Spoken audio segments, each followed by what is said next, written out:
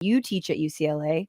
Right. You write about these attacks that happened on the Palestine solidarity encampment on April 30th, although then Mhm. these attacks followed. I want to talk about like that attack, and I guess want to go back into time in the UCLA's history on this issue.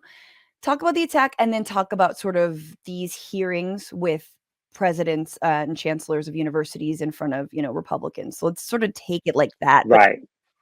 what do you what has speaking out around Palestine meant for students and faculty at UCLA up until this point, right? Like, what Right. was the general air and vibe of doing that?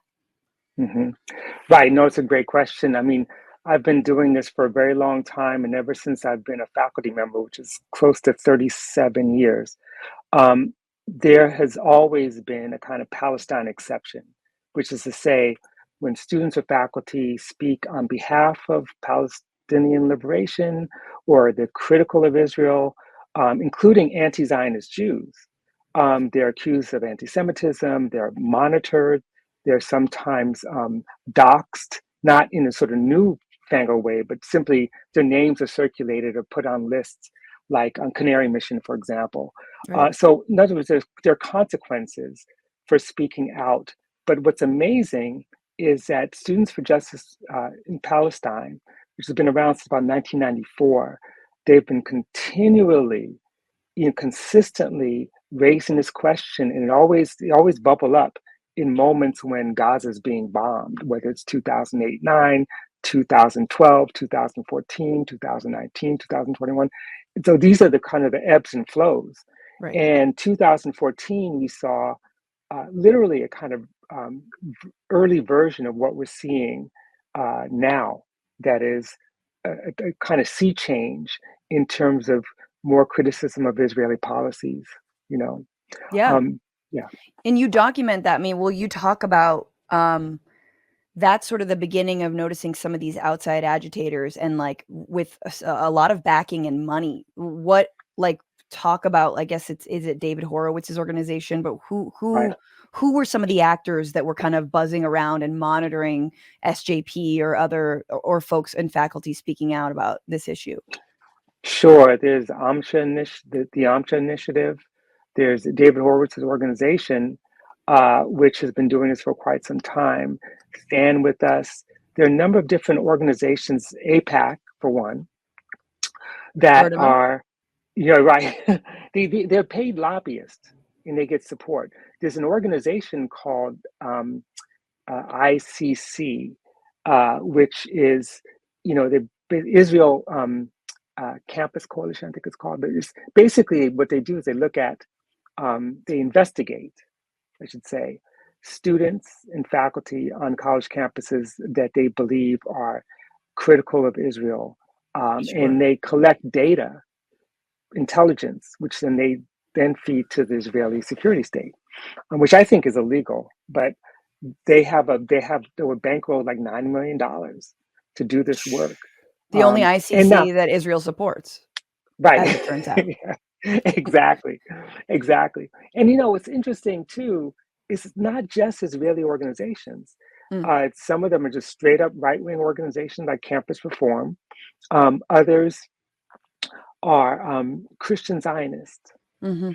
And this is one of the things I find kind of tragically comical, that Christian Zionists who believe in a new dispensation, in other words, what they're waiting for is they believe the Christians are going to inherit the Holy Land and that the Jews will somehow launch Armageddon.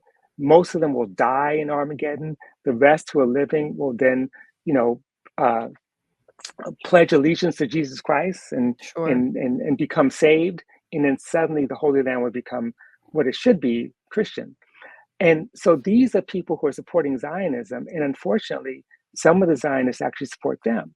So it's not an accident that you have Christian Zionists who are on this committee right now, this House Committee on Education and Workforce, who are quoting the Bible, right?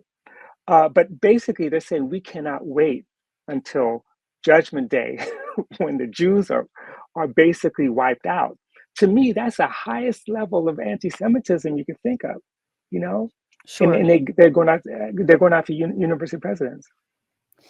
Yeah, but that's anti-Semitism later. What about the imagined anti-Semitism now?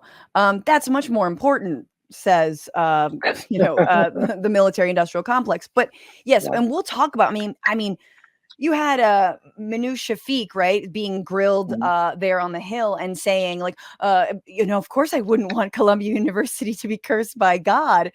And whoever, I forgot the congressman actually grilling her, was dead serious. He was Right. not joking about this. She was like taking it all in stride, like, no, of course not. It's like, no, no, no. He's serious. He's Right. referring to the Bible to ask you a question about your university. Anyway, let's put that aside for a second. But so one thing that I think is really interesting, and actually, you mention it in your article.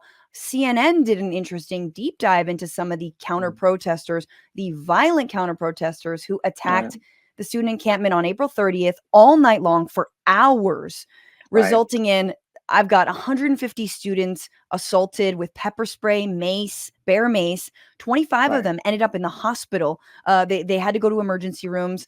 I think one person had their hand completely smashed. One Right. person had 14 stitches in their head. I mean, this was Exactly. not clashes. This was not a little bit of a pushing and shoving. This was, I think in the CNN article, they say, quoting, I believe, a journalist with is it the Daily Bruin, who says, Yeah, the early Broom, correct.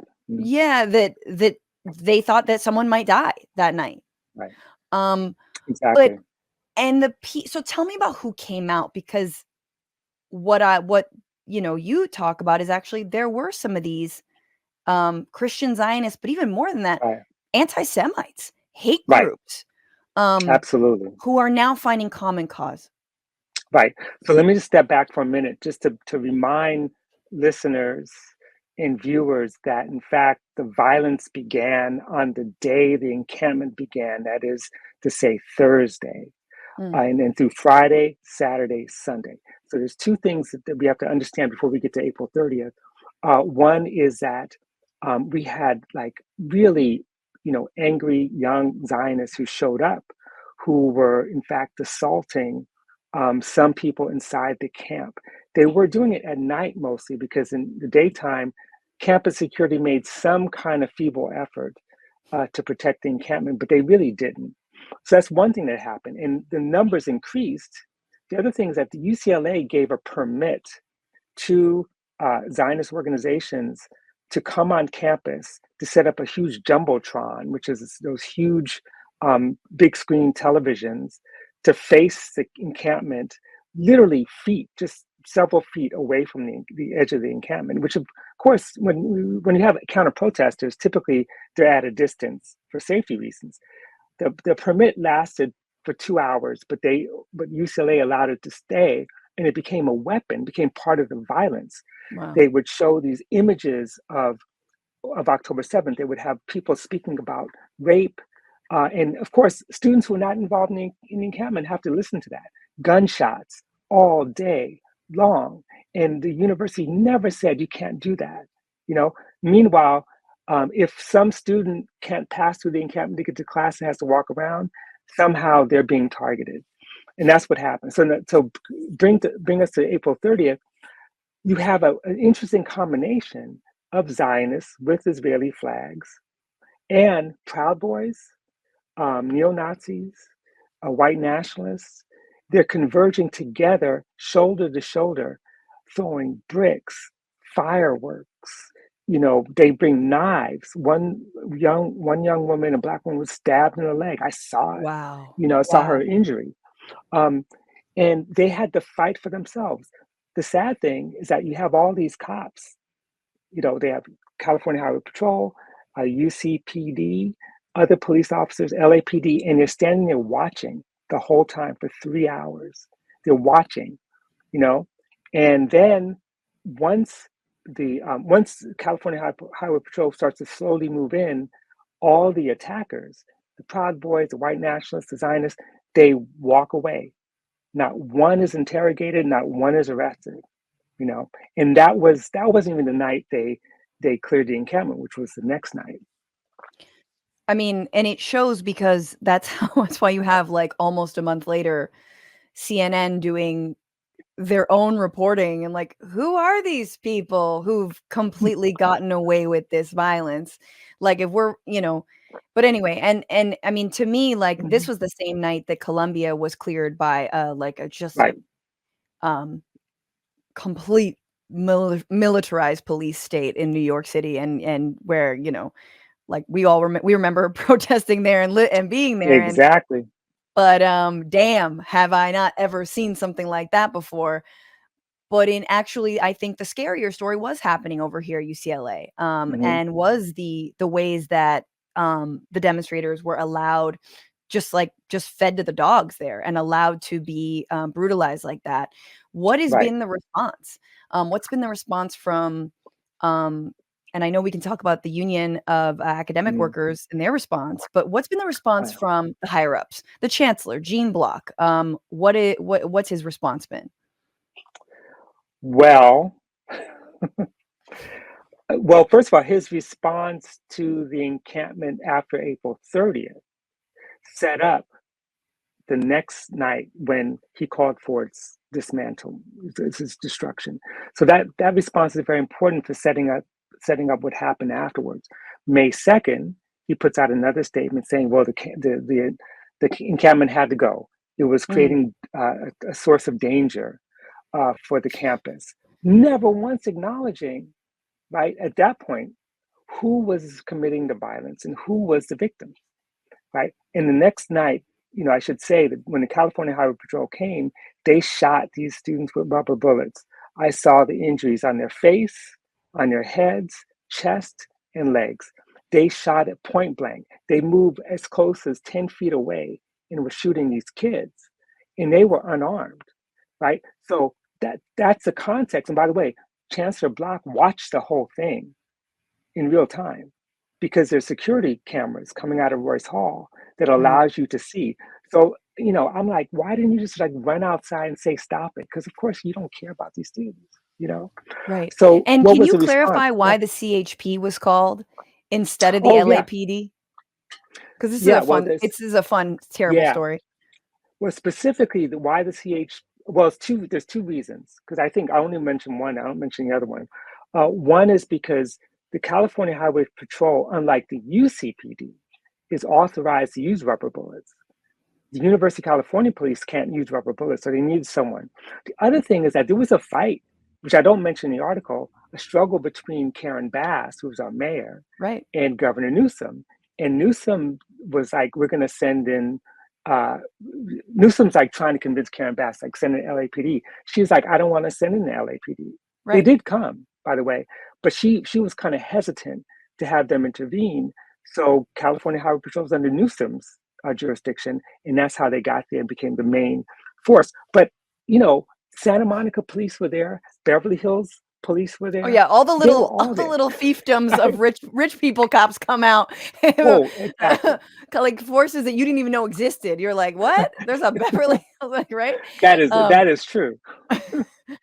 Oh my god. I think that's really politically interesting for the future and for these young kids who are of now becoming of voting age or are of voting age to remember what Newsom did and to remember what Karen Bass did. Karen Bass is a new mayor here in LA, and I think has run in part in opposition to the idea that we need more cops to fix all the problems. Although, look at how quickly I think she's um, you know, like every Democratic mayor being pulled into just relying on cops as they all often Right. do. Um, Exactly. anyway, but keep so Gene Block, chancellor of the UCLA, is being called before Congress this Thursday, along with a number of other professors, presidents of universities in this sort of ongoing grilling. Um, Mm. about alleged anti-Semitism and the response, right? I mean, the Congress are not asking him, or at least they may, but I don't think they're going to ask him whether he allowed his own students to be brutalized by the likes of the Proud Boys, in addition to California Highway Patrol and everybody else. Um, Right. if only. But I guess I want to talk about what this moment means more broadly. You obviously write about how, two presidents have already stepped down. Liz Mm-hmm. McGill of UPenn and Claudine Gay of Harvard University, and how the two Republican women leading this, Virginia Foxx and Elise Stefanik. I mean, we've heard them. I've played their clips on this show before, and we've seen the ways that their clear gotcha questions Right. are met with like this shaky leaf, legalistic response. I don't know how to. It's like, and I've been screaming at Robin. I don't know if you've been seeing this, but it's like, do these university presidents who, we can talk about their role, and I think it's not a coincidence that they are women and one is a Black woman, like, Mm-hmm. Mm-hmm. but it's like, have y'all not been paying attention to the world as the Congress as it is? It's crazy. And they will get you on literally anything, even if you tell them exactly what they want to hear on a platter. They Right. don't care about it. They don't care about anti-Semitism. They care about you just groveling, and then it's still going to cost you your job somehow. So it's just Right. so funny that you have like, yeah, this like clear gotcha question met with like, oh, let me consult, like, I don't know. Let me ask my legal advisors. It's just like, just say Right. no. Just stand up for your Yeah. students, stand up for your faculty. But that's not Yeah, a they question, but can't. please. No. That is a great question, which is they can't stand up for the students. They can't stand up for the faculty because they don't work for students or faculty. They work for the trustees. They work for the donors, and that's why they have all this legal support to basically say the right thing. Otherwise, they lose their job. Right. Our faculty don't have the power to fire. Columbia University, they just had a vote of no confidence that succeeded, but faculty can't decide. The trustees decide whether or Mm, not Shafiq's going to go. Our vote of no confidence actually failed for reasons we could talk about. But to go back, you know, I want, if you haven't heard this, um, Paul Robeson testified before the House Un-American Activities Committee.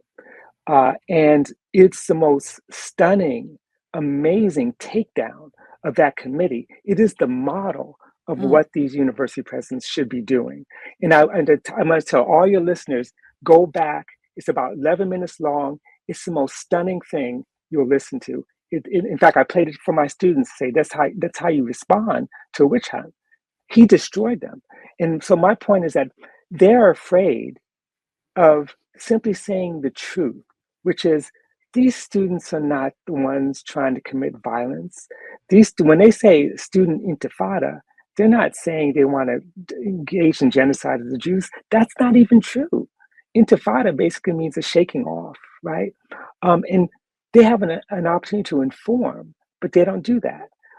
They instead allow for the rumors about anti-Semitism to flourish, mm. and then they follow suit. The thing about UCLA, though, which is unusual, is that this was an anti-Semitic attack. They didn't expect that. Like the right wing didn't expect that. So what did they do? When you read Virginia Fox's letter to Block and to Michael Drake, who's the UC president, she actually puts the neo-Nazis inside the camp, defending the camp. She invents a complete invention. In other words, Mm. suddenly they get framed as those who are pro-Palestinian. So, and they get away with it. Talk about a gotcha moment. They'll ask a really stupid question, and then when you try to answer, they'll say, "Well, time's up." Right. Right. So that's the only way they could hide, because their real agenda is to protect and shield fascists, Do you protect and expect shield their Gene own. Block? Do you expect Gene Block to have watched the Paul Robeson No, hearing? Do you think he's no, gonna stand up a little bit more? Because if they're trying to pin neo-Nazi agitators who were part of the pro-Israel or the Zionist camp, they're trying to pin that on the Palestine encampment. right. Is he just gonna go along with something like that?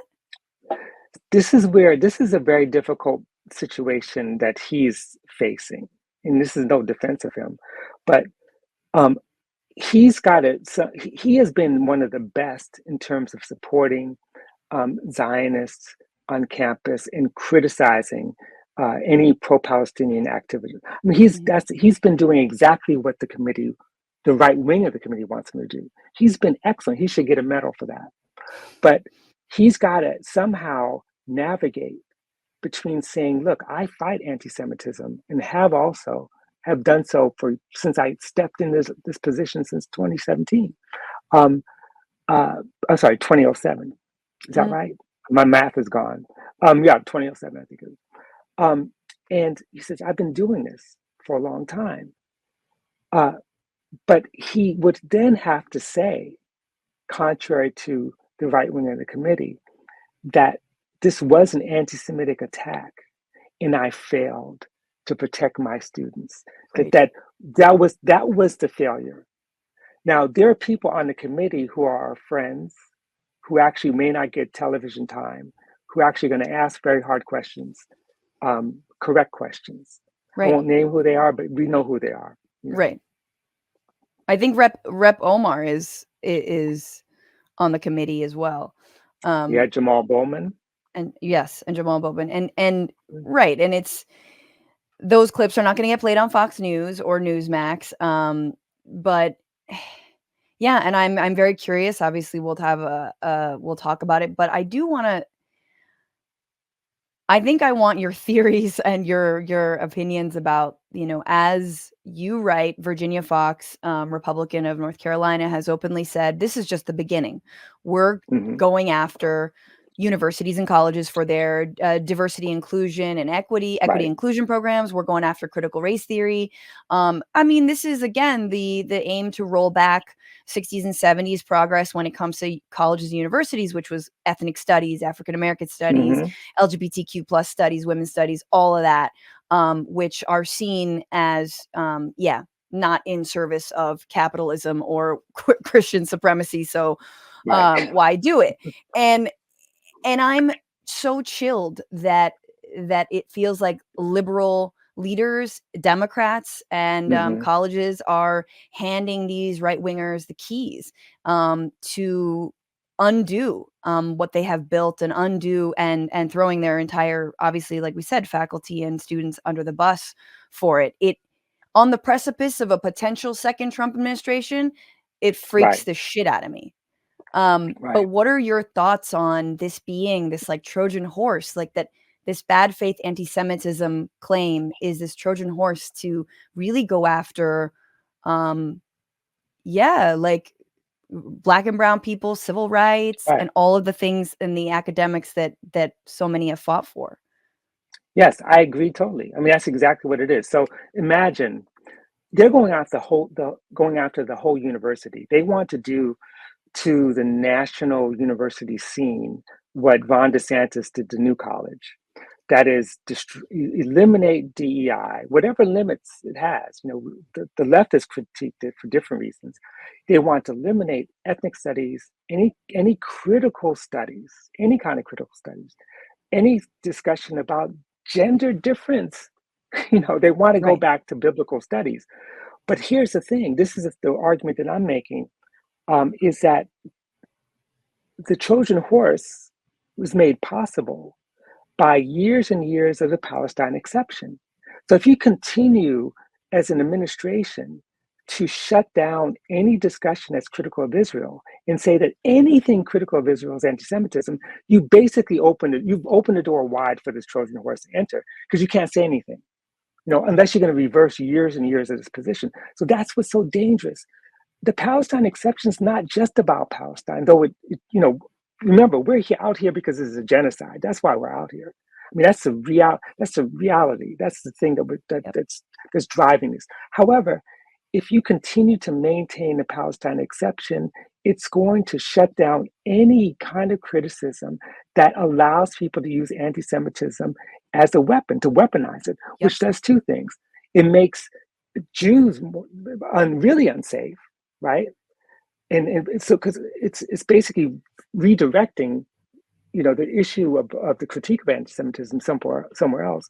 But the other thing that it does, it is a kind of shutting down of any kind of critical discourse, and it makes it harder and harder for us to try to fight to make sure that people don't continue to die in this genocide. I mean, because ultimately that's what it is. Why do you shut down protests that say that these war crimes and this genocide is something we won't accept? What's beautiful about these young people, though, is that they're not going for the okey doke. They really are not, they're really standing up to the criticism of anti Semitism. And most of them are these young Jewish kids who just refuse. And they're so great. They're Yeah. so fantastic. And it's Yeah. also very multiracial, multi ethnic. It's a new movement. I mean, I couldn't have imagined, not only when I was a student organizer, this level of a divestment movement across the nation, but also this level of repression, which just shows just how desperate they are to sort of maintain a status quo, to not talk about it, to not call into question the holdings and the investments of these, billion-dollar entities, like universities. Um, but yeah, it is. I think it's really heartening. I had something else to say that I forgot, but oh, I did want to just mention, because you did that, and I know you got to go teach, but that Mhm. UC, the Right, UAW 4811, right. in protest of the way that the UC system, especially in UCLA, treated the students, and denying free speech, or doing a stand-up strike in response to unfair labor practices committed by the University of California. This is a tweet: in the course of their denial of historic free speech rights and brutal attack on peaceful pro-Palestinian protests. And I believe that they also have voted to strike. Like, that's just gonna, like, Yes, that was just in the last day. Um, exactly. Yeah, I could so there talk about that. I mean, Yeah, if you please. want me to. So the strike has begun. UC Santa Cruz has already gone out. And what it is called a stand-up strike, like the UAW strategy, uh, the auto plants, in that we never know what campus is next. Mhm, So if the leadership says stand up UCLA, then all graduate workers, TAs, postdocs, they walk off. And then mhm. what we have decided to do, we made a pledge to not take up struck work. And that basically means that we're going to continue to teach, but we're not going to have TAs, and we're not going to submit grades until this is Right. resolved. And You the stand-up strike is in reaction, and what's the demand here, right? Because it's using union power and solidarity to speak about something that isn't about, wages, or, whatever it is about worker. I mean, it is about work right. conditions. I mean, if you're getting It is. brutalized on your own campus, Robin, if you were out there, or you could have easily been one of the Emory professor who got thrown to the ground, one of many professors who've been thrown to the Right. ground. Right. Yeah, like also Dartmouth, Right. yeah, no, so here's the demand. It is a workplace issue. In fact, that's a workplace labor practices issue. That's the claim. I mean, it's correct. So what the union is demanding is, first of all, amnesty for all academic employees, students, faculty, staff who are facing some kind of criminal or disciplinary charges for protesting, the right to free speech, right? Divestment and disclosure, which is unusual for any strike to support. So divestment of UC endowment, as well as the foundations, from all investments in weapons manufacturing, military contractors, companies that profit from Israel's war in Palestine, and disclosure, that is, disclose all sources of investment, of funding, which is not available to us.